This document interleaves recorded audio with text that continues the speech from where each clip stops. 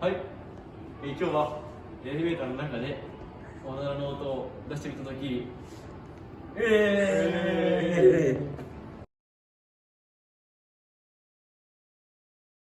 異常で客ね。来ました。も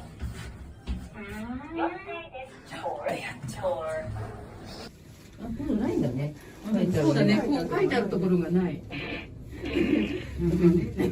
おばちゃんちごめんね。おばあちゃんちごめんね。ここらしい。はい、どうも。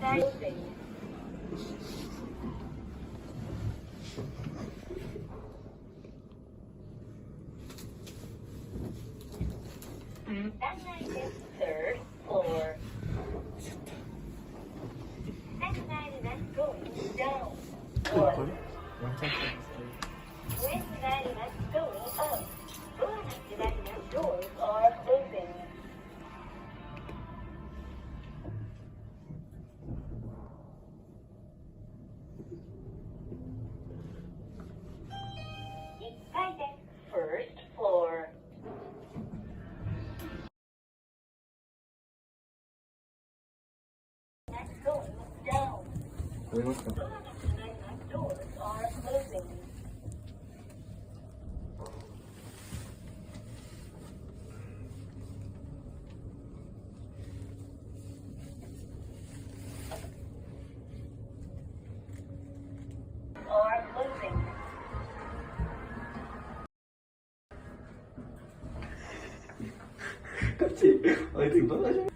あ、グミ入れますか？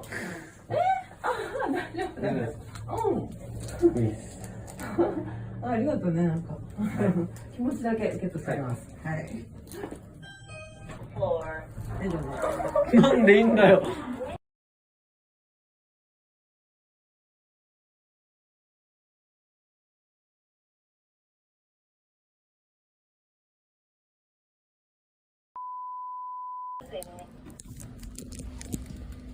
もしよかったらなんですけど、食べますか？